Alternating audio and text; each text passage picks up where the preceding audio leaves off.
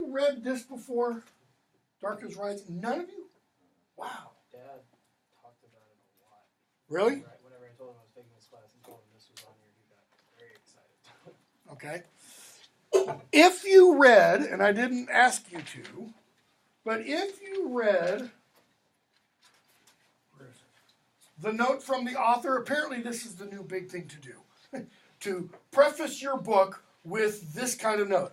This note is not in the copy that I have been looking for like the last 2 weeks. Because the copy I've been looking for the last 2 weeks has all my notes written in it.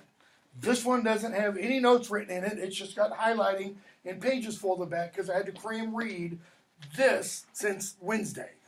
Because I've apparently lost the copy that I've had for 25 years. Which is a white cover. It's part of a box set. But she talks in here about, in the second paragraph, one day rereading a book she had written when she still lived in England called Oversea Under Stone. Okay? That book was written not as part of this series, though it is now considered to be part of the Dark is Rising series. It is, no, you can't really call it that. I was going to say it's truly a prequel. But it's not a prequel because it was written on its own, and she didn't write this. I mean, this was written in 73. I think Oversea Under Stone was written in about very late 60s or 70, 71, something like that. She didn't have any of this in mind, okay, when she wrote the first one. But in the first one, we're introduced to Merriman Lyon, or Merriman Leon, if you want to pronounce his last name that way. But we don't have any of the other characters. Trying to make sure that's right. Yeah. Any other characters from this book in that one. You do have a couple of characters from that book who do show up later in this series. Because as she says, she reread Oversea Under Stone, and suddenly knew the snow story that she'd been thinking about was somehow connected to it. How's it connected to it? The Holy Grail. Oversea Under Stone is about the finding of the Grail. Okay? Without it really being described as the Grail for quite a while. Similarly, Merriman Leon, you don't really find out who he is until really this. I mean, it's kind of implied, etc. So, the Dark is Rising. What are the two opposed forces? Light and dark. Right? Why?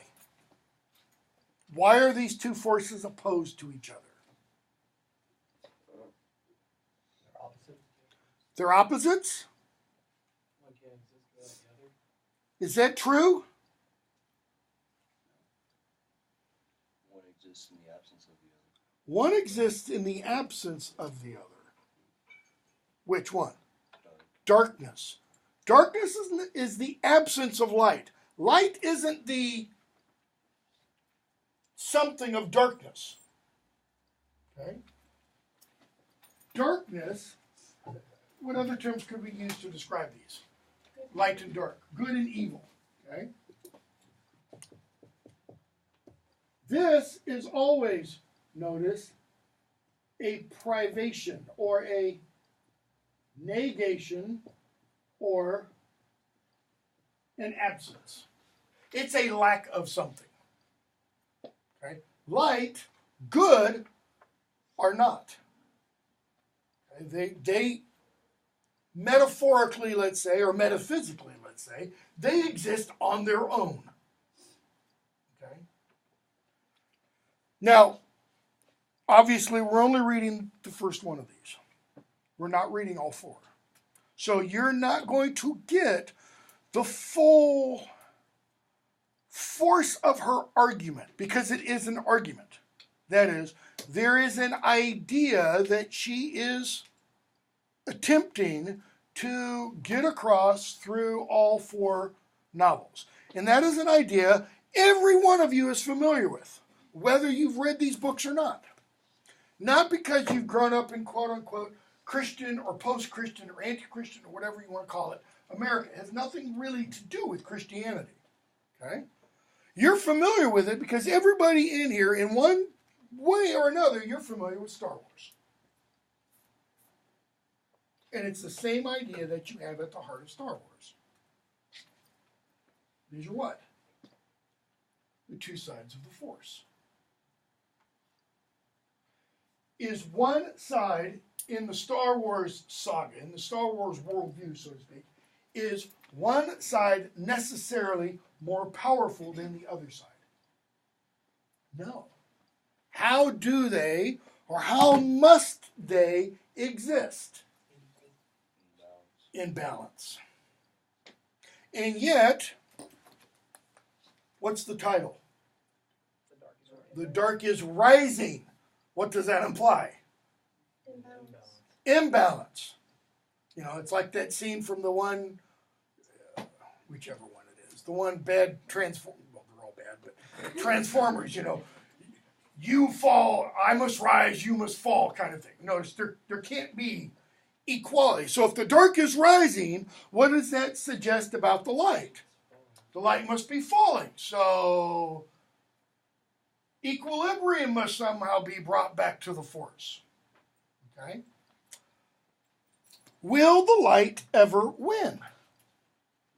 Will the darkness ever win? Why not? Because they can't exist without each other, so there's no kind of win or lose situation. Because this is Dualism. a dualist system, or a dualism. Right? That is, this is not absolute good. This is not the battle, in other words, of God and Satan. But bear in mind, in the Christian tradition, it's not a battle of God and Satan. That's not a battle. Because what is Satan to God? A speck. Nothing. God says go away, and Satan goes away. You know, we were talking about the book of Job the other day. Okay? God has the sons of God come into his presence. What does that mean? You can come in now. Now you go away. You can't have a battle between someone like that and someone like that. The battle is really between, in the Christian tradition, Michael and Satan. The captain of the quote-unquote heavenly host. God's general. This is, Mad Dog Mattis. This is Mad Dog Michael versus Satan, so to speak. Okay? But that's not the kind of system she's creating. It's not the kind of system that is in the Star Wars universe. This kind of system says this is an eternal battle between goodness and evil, between light and dark, etc. And one side can never finally win. So it will always be going on. It might look like at times darkness is winning. Pick a period in the history of the world in the last 100 years when it looked like the dark was rising. World War I, World War II. Okay. 1943, that's a pretty good year to pick. Why? Germany had overrun Europe. United States is starting to get back, not fully yet, after the destruction of Pearl Harbor in December of 1941. Okay? But we hadn't yet really had, the kinds of victories that turned the war around. We hadn't had in 1943 D-Day. Once D-Day occurred, June 6, 1944, once the Americans and our allies got those beachheads on the coasts of Normandy in northern France, then what began happening? The dark started falling. as the troops pushed in. Okay? But then what happened? Okay, World War II was won. The light rose, the dark fell. Well, what took the place of Nazi Germany? The Soviet Union. Okay? You had the Korean War. That never really ended. You get the Vietnam War, because the Vietnam War was really what? Was it really? Be careful with how I talk. Yes, it was really between the South Vietnamese and the North Vietnamese. But who was it really between? Us, United States, and communism. Whether North Vietnamese communism, because who supplied, helped, aided the North Vietnamese? China and Russia. It was our way of fighting China and Russia without fighting China and Russia. Because what happens, God forbid, we fight China and Russia. Turn the lights out, game over. Thermonuclear war. It's, the end of the world, so to speak, as we know it. In which case, neither side wins. Well, I guess that would be the dark would be rising because the lights would be out. Okay? So, she presents this kind of worldview. Now, when young Will Stanton wakes up on his 11th birthday, why so many authors? What is it about the 11th birthday? Harry Potter, his 11th birthday. Well, I think Harry Potter discovers that on his 11th birthday because she's read these. I am convinced J.K. Rowling has read these. There are names in here that show up in the Harry Potter novels, such as Mrs. Pettigrew, Peter Pettigrew, Wormtail in the Harry Potter novels. Okay, that's a name that's in here. There's 2 or 3 others. As well as you have Will waking up on his 11th birthday to discover what? And she even alludes to it in that note.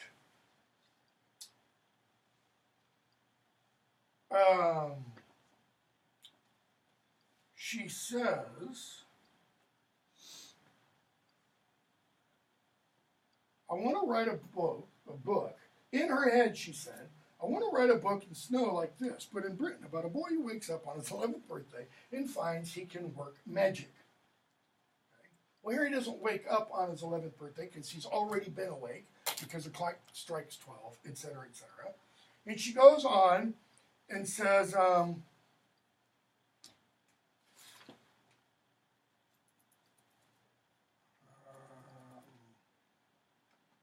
once I was writing my story, I found very soon that the boy who woke up on his 11th birthday and found that he could work magic was no boy wizard. That's a nod to J.K. Rowling, but the last born of the old ones. Okay? So who are the old ones? Will's one, right? He's the last born of them. Name another one from the novel. The old lady, who kind of dies, but not really dies. Who else? Merriman Lyon. Who else? John Smith. Is he one? Yes. Who else? Farmer Dawson. Okay. Is the local rector at the church, the priest at the church? Nope. How do we know? We're going to see an attack on Christmas Day. Okay? Will, his mother, 1 or 2 of his brothers, one of his sisters, go to church because Will sings in the choir, etc., etc., and there's an attack by the dark. And what does the priest try to do? He makes the sign of the cross. He starts using biblical language, invoking a prayer, and the old ones are like, give it up, Pastor. This isn't your battle. Yeah, but he's trying his best. He's doing what he...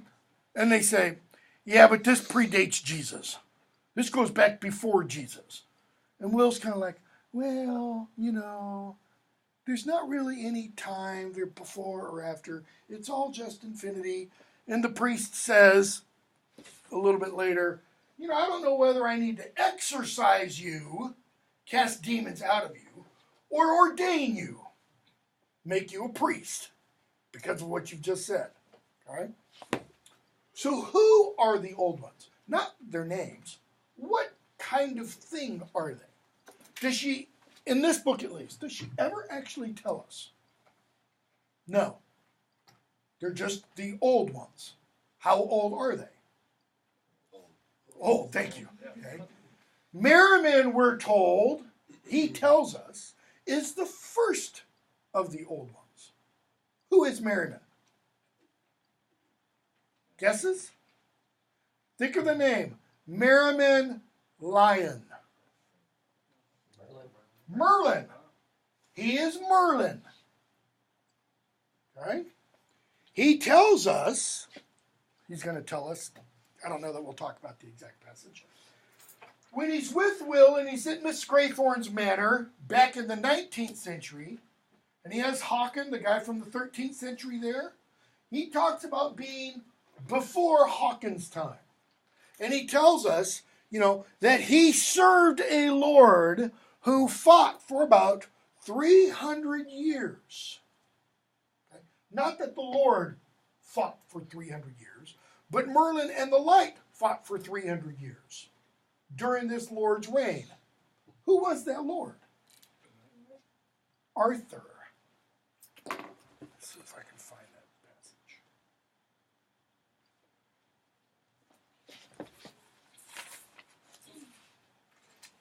This is not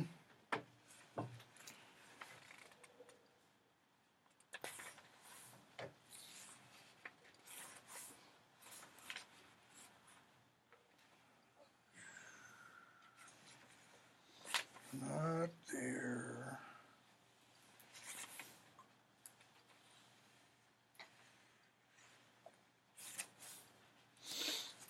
Page 129. Will's reading, or has read, just finished.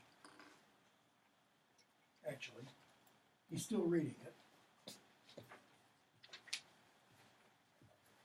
The Book of Grammary. It's an old word. It's a real word. What's it mean? Anybody know? It doesn't mean grammar. It's close. The modern word doesn't derive from it, but what it means is magic. Okay? So, Will's reading. And I want to pick up with 128.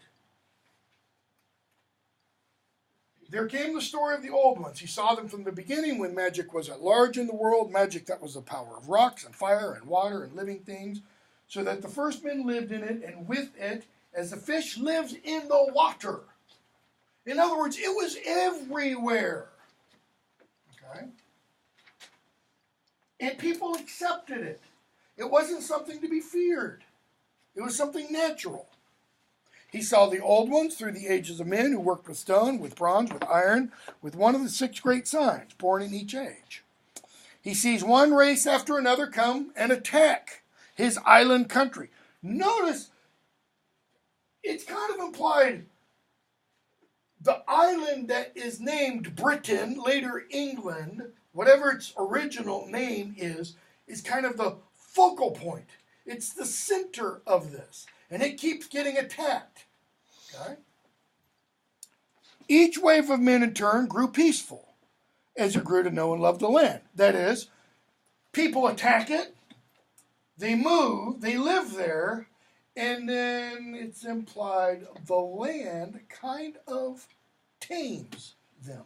They become swallowed up by, the island.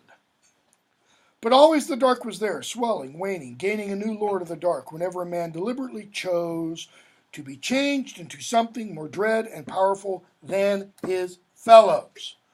Whenever a man chooses what? In other words, we didn't talk about this with the Tolkien essay, but Tolkien in that essay talks about the difference between magic in enchantment. Enchantment is shared enrichment. Enchantment is saying, Joseph, you gotta come here. You've got to see this. This will blow your mind. In which you're trying to tell somebody, come here. I want you to experience what I'm experiencing. Magic, however, Tolkien says, is domination of wills and things. Magic is what you see done with wands and spells in Harry Potter.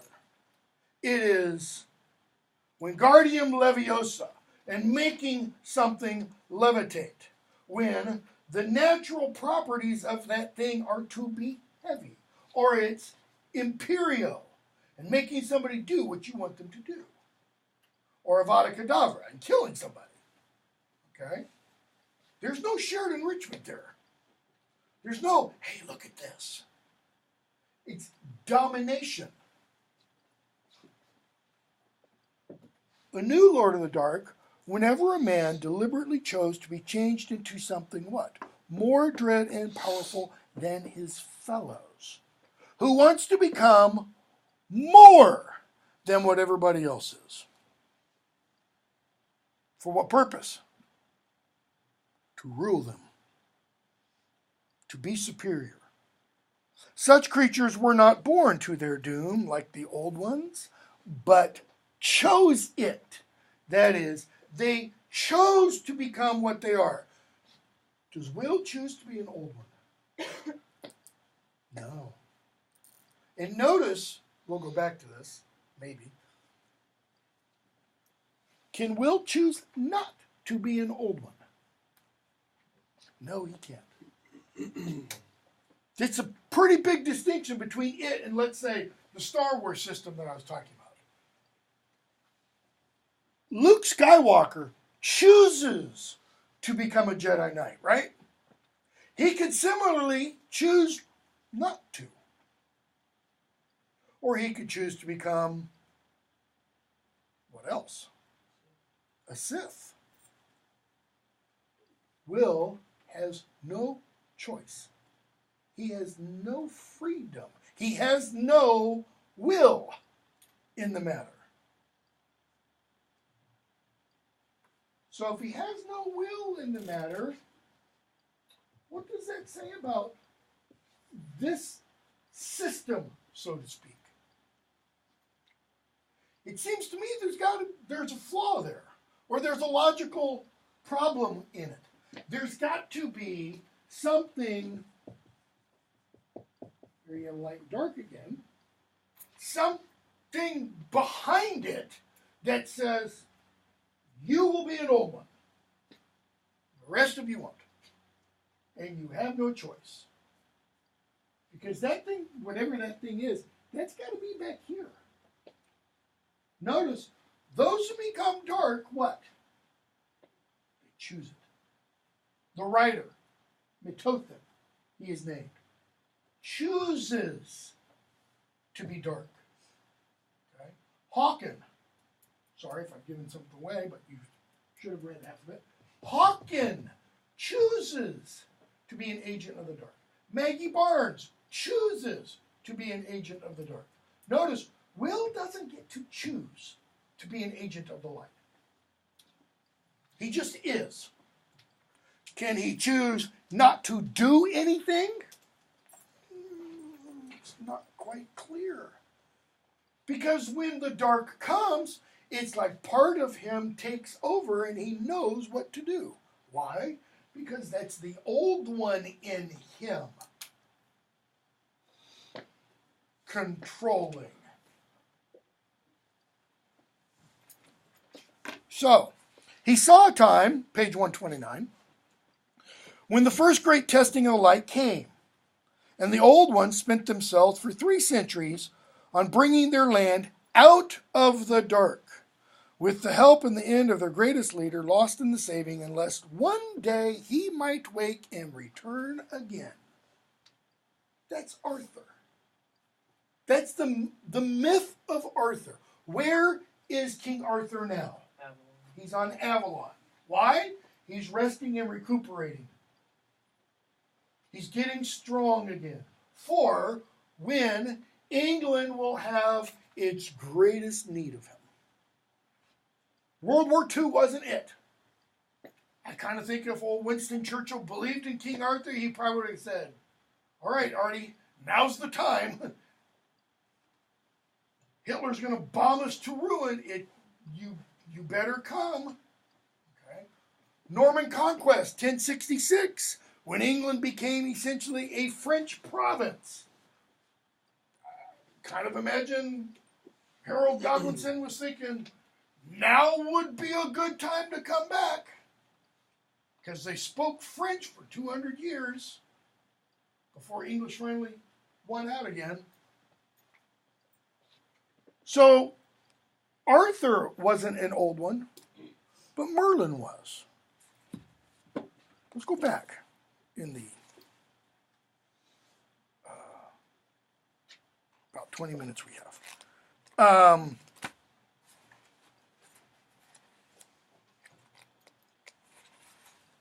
So the book's divided into 3 sections: the finding, the learning, and the testing.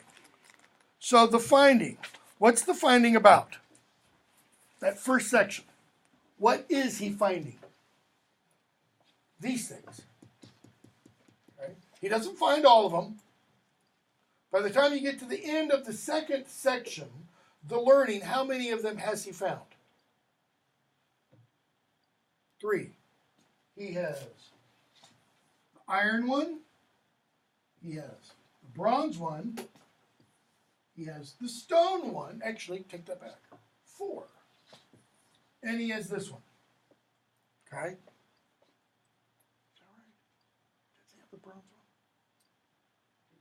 Yeah, he does. Because he gets that before he gets the wood one. So he wakes up Christmas Day, and he wakes up to what? What, excuse me, not Christmas Day, on his birthday. He hears something. What does he hear? Music. He hears a strain of music that he's going to hear several times throughout the course of the novel. It's kind of, it's Luke's theme in the John Williams score of Star Wars. It's Will's theme. It's the theme the music that draws him out. There's one point in the novel when his brother is playing a recorder. I think it's a recorder. And he's playing Greensleeves, old English tune. Okay? And it's really close to the tune that Will hears. And it's the point when he gets, which one? When he gets this one. Okay? What's the point of that music, of that tune? Every time he hears it, something awakes in him. What is it? Louder?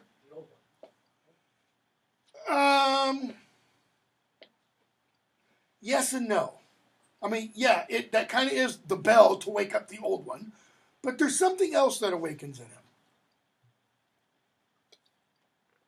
Something that we read about in Till We Have Faces. Something that Psyche experienced more than anybody else. And then got the fulfillment of it when she married the bride, the god of the Grey Mountain. Close. Desire. Longing for, he doesn't know what. Okay? The music awakens desire. The kind of desire Tolkien said in that fairy story essay. He had a desire for dragons. Not that he wanted one in his backyard, but the desire for the possibility of the reality of dragons. Okay? Just like, a lot of people today. Same kind of thing, we've talked about before. UFOs and such. They would really like there to be UFOs. I think I mentioned in here last November, some news outlet, I can't remember which, released a couple of Navy videos shot from an F-18 or something like that, of these these strange things in the waters between San Diego and Honolulu that move really fast and don't act like any known terrestrial airship. Well, another one was released just the other day from the Atlantic. And you got these Navy pilots, and they're watching this thing, and it goes out of there, and the guy goes, "Whoa, what the hell?" Because it moved faster than any known ship. And they're like, where to go, you know? Because they're up about 25,000 feet, and this thing apparently is down near the surface of the ocean. It's not a drone, because drones don't go that fast, okay? People go, maybe they're among us. Maybe the old ones are real. Maybe dragons are real. Just imagine, you know, somebody digging around on a pile of bones somewhere, and they find what could only be described as a dragon. What would that do for myth? Cool. Or a unicorn. Not some weird goat with a single horn out of its snout, but a real unicorn. It would kind of start to make people say, well, maybe there's more in heaven and earth than is dreamt of in your philosophy, Horatio, as Hamlet says. Maybe some of these things that show up in all cultures, in all cultural myths, are real because they harken back to a time when they were real, okay? So Will wakes up, and what does he notice? First of all, what's he been wanting? A few days before snow.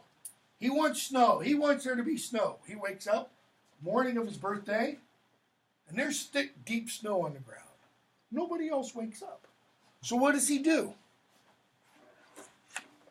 Put yourself in his shoes. It's your 11th birthday. You wake up. Your brother doesn't wake up. You yell at the top of your lungs at the landing to wake everybody else in the family up. And not one of them stirs. You still going to go outside? Or are you going to start to get the willies and go, okay, this isn't right? Because he goes up to his brother and shakes him. And he doesn't wake up. Wouldn't you be scared? So you just go outside? And notice before he goes outside, he looks out the window. He sees the outbuildings, the shed, the garage, etc. He turns back into the room. He turns and looks back out the window. And the buildings are gone. It's now a forest. You still go outside? Or you get back under those covers and go, it's not real, it's not real, it's not real. Netflix is having a series come out in April. I'm kind of looking forward to it because I watched it as a kid. Lost in Space. It's a reboot of the old, really campy, really bad 1960s TV series. There was one episode in Lost in Space when little Will Robinson, okay, is angry at everybody else. He's about the same age as Will Stanton, 10, 11, 12 years old. And he's really angry. He's angry at his sisters. He's angry at his parents. He's angry at Mr. Dr. Smith. He's angry at the robot. And he just says, I wish everybody would just leave me alone. And the next moment, he's all alone. Totally alone. And that half-hour episode is about him coming to the realization, I don't really want to be all alone, lost in space. And he finally comes back and saying, I don't want to be all alone. And it's like he wakes up and, okay. Will, however, is not little Will Robinson. Why? Because that part of him that he never knew before, the old one, that's what wakes up. That's what goes outside. That's what says, well, this is new and different and strange, but I'm not worried. I'm not afraid. I'm only 11 years old. And he goes off. Okay? He meets John Smith. And later on, he talks to Farmer Dawson, and he meets Merriman Lyon. And he talks to Lyon, and he mentions John Smith, and he throws another name in. What is it? Wayland. John, I think this is how they spell it. It might be an A. Wayland Smith. Why Wayland? Okay, now, she mentions in that little author's note that the land she's talking about, the area, the town, etc., it's all real. It's where she grew up. And I just, for kicks last night, I pulled up on the internet the Church of St. James the Less. And I just said, St. James the Less, Buckinghamshire. And the church came up. It's in a little town called Dorney. And it even talks about the description of the church that she talks about in here. She mentions the 12th century altar or font. Well, look on the internet and it talks about the famous 12th century font in it. Okay, so she's going real details. There's a place in England called Wayland's Smithy. It's an old pile of rocks that is prehistoric. It dates from about the same time as Stonehenge. The name Wayland Smithy, however, is modern. Modern meaning 1600s to today. It wasn't called that back in Anglo-Saxon times. They probably just thought it was, Alda into your work. The old work of giants kind of a thing. All right? So who's Wayland? Norse or Germanic god of smiths, of making stuff.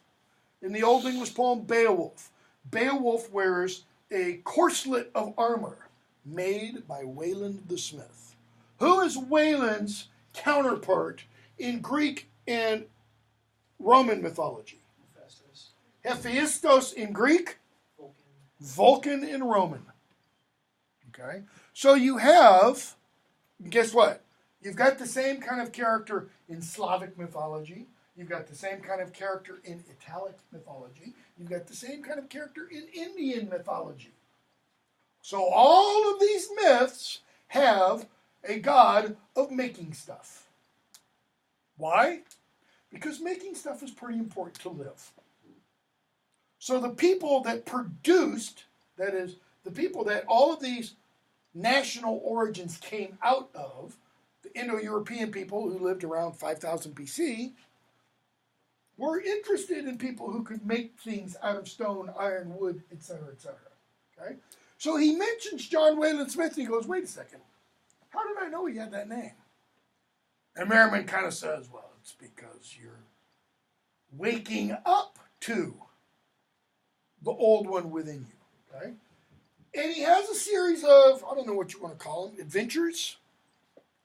And what happens in each one? More and more and more of the old one come out. But does he have a choice in it? See, I'm going to keep coming back to this. He doesn't really. Well, take that back. The scene when he is taken to the Chiltern Hills and he sees the two great big doors standing on the countryside. And he kind of walks around. There's nothing on the backside. I mean, the doors are carved. That is, he looks at the doors, but there's nothing on the backside. He goes back and looks at them from this perspective, and he notices over here on this side of the door, and over here on this side of the door, it's kind of shimmery. Like when you look at the end of a black asphalt road in the summer, and you see that heat mirage, he's seeing that. But he can walk around, and nothing happens. So he goes in, and he sees Merriman, and he sees the old lady, and they talk to him. They tell him what he is, etc., etc. They hear the dark. They make their little circle, and what does Will do? He breaks the circle. Why? He makes a choice. He says, sorry. Because it's his breaking the circle that causes what to happen. The old lady gets up out of her chair. In other words, now you made her mad. She gets up and kind of expends all of her energy so that she has got to go back to wherever she goes to plug in her batteries and get, recharged and such. Okay? So he then has a series of adventures that happen, culminating in the scene at the church, okay, which is Christmas Day. It's a long chapter. They celebrate Christmas Day. I'm skipping his reading the book of Grammary and such. And they go off to Miss Graythorne's to sing Christmas carols. Not just her house, they sing Christmas carols throughout the town. Notice, by the way,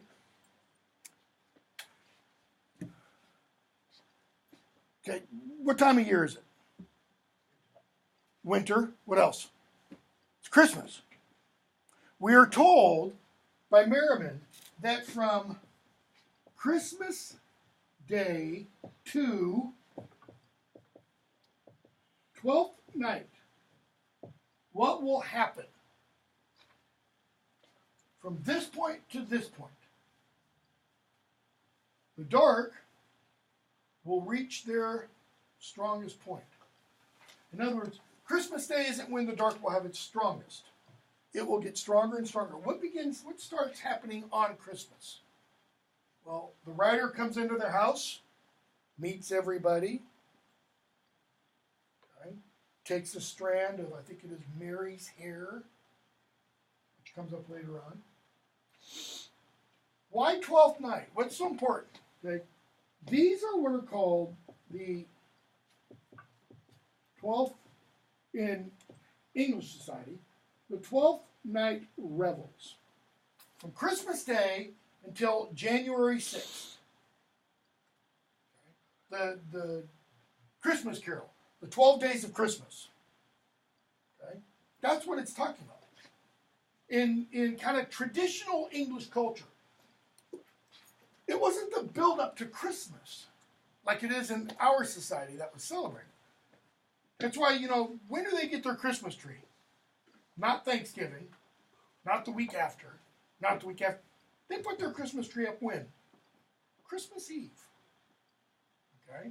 They bring the Christmas presents down Christmas Eve. Why? Because they're going to celebrate Christmas Day, and then what? They keep celebrating for the next 12 days. And Merriman mentions that this day was the original Christmas Day. What? What's he talking about? The old calendar. It's the old calendar. See, we live under a quote-unquote modern calendar. We don't live under the Julian calendar. We live under the Gregorian calendar. Gregory the Great, 6th century. That's the new calendar. The Julian calendar is the calendar of Julius Caesar. That's the old calendar. Everything is off by about 12 days. Okay? There are still people today who celebrate things according to this calendar.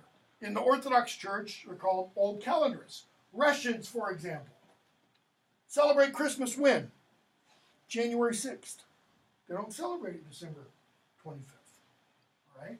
So everything is a little bit off from that. And we're out of time. Okay, we'll pick up Monday. We're going to, probably with about the testing, maybe a little bit earlier than that. We'll go back to the Christmas Day stuff. But we got to finish this on Monday.